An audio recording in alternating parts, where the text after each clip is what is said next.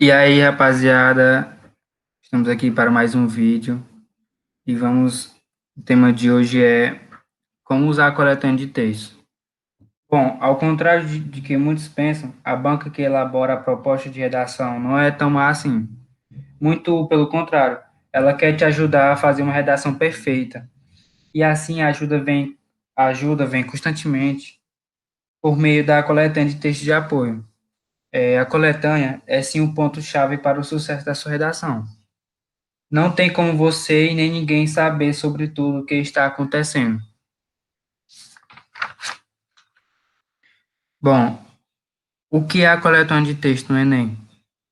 Segundo o manual do candidato do Enem, a coletânea são textos auxiliares que têm o objetivo de motivar, inspirar e contextualizar o candidato em relação ao tema do tema proposto. Assim, geralmente possui textos escritos, trechos de livros, artigos de opiniões, leis, poemas, poesias, letras de música e textos multimodais, como peças publicitárias, imagens, tirinhas e chagas. Mas por que é essencial saber utilizar esses textos de apoio? Existem dois motivos pelos quais você deve investir no tempo lendo e interpretando a coletânea de textos motivadores. Primeiro, evitar fugir ou tangenciar o tema proposto. Se você prestar atenção e utilizar bem a coletânea, não fugirá o tema de jeito nenhum. Está tudo ali bem explícito. Por isso, é tão importante não deixar de ler esses textos. Alguns candidatos pensam que os textos de apoio são desnecessários, é, porém isso é tudo ao contrário. Acabam lendo apenas a proposta e partindo direta para a escrita. Mas se você quer tirar uma boa nota na redação, não faça isso. Segundo, te dá muitas ideias sobre o que escrever. Os textos motivadores estão ali não para ler, mas para interpretar o que eles estão dizendo e ter ideias para a sua redação. Tem gente que lê os textos e depois fala assim: ah, não consigo ter ideias para descrever. Pode ter certeza que você leu a coletânea de textos motivadores e ainda não tem nenhuma ideia para a sua redação. Você está fazendo algo errado. A coletânea de textos te indica vários caminhos para o seu texto.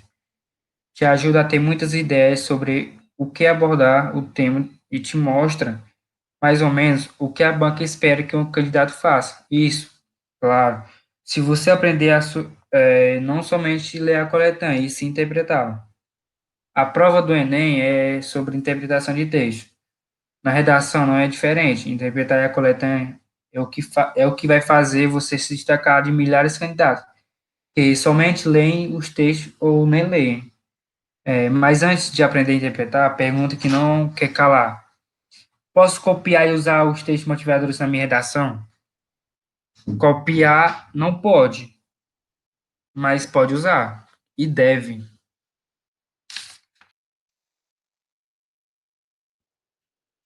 Como usar ideias da coletânea de texto sem copiá-la? Para ficar bem claro como você deve interpretar os textos de coletânea, vou fazer isso aqui na prática com você. Para isso, vamos usar exemplos da proposta de redação do Enem 2017. Desafios para a informação educacional do estudo no Brasil. Ao interpretar o tema da redação conforme aprendemos na aula anterior, dá para aprender que teremos que falar sobre quais dificuldades para a formação do estudo no Brasil. Diante disso, dentre milhares de textos existem sobre esse assunto, porque justamente foi escolhido para compor a proposta de redação. Cada palavra, frase, expressão, a prova do Enem é pensada durante muito tempo e por muitas pessoas. Não está ali por acaso. Isso vale também para a coleta de textos de apoio. Assim, é importante que, ao ler esses textos, você se pergunte. Por... Assim, é importante que, ao ler esses textos, você se pergunte por que, dentre tantos textos existentes, esse texto foi escolhido para a banca para estar aqui nessa proposta de redação.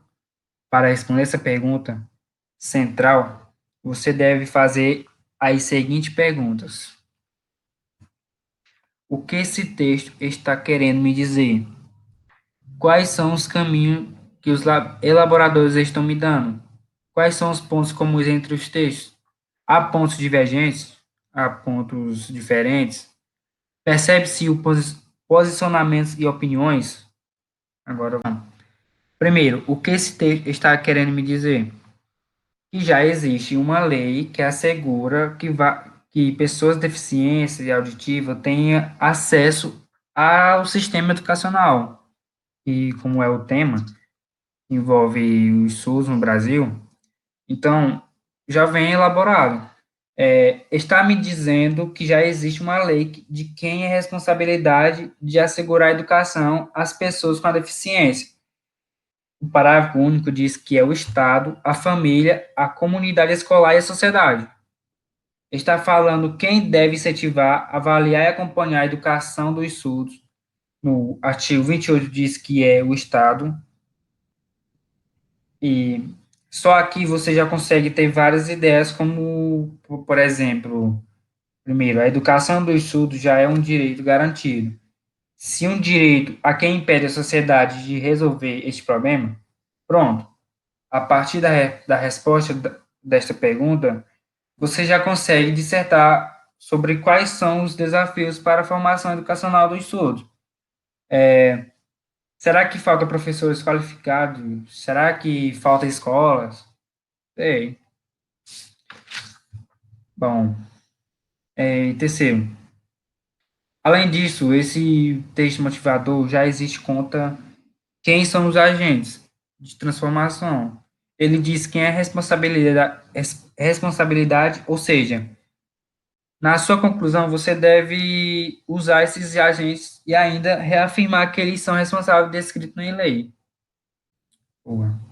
Quais são os caminhos que os elaboradores estão me dando? Os textos deixam claro que você pode discutir sobre a ineficiência e não cumprimento desta lei. Ele mostra que você não pode falar na sua conclusão que deve-se criar uma lei para assegurar os direitos dos surdos, já que os textos disseram que essa lei já existe.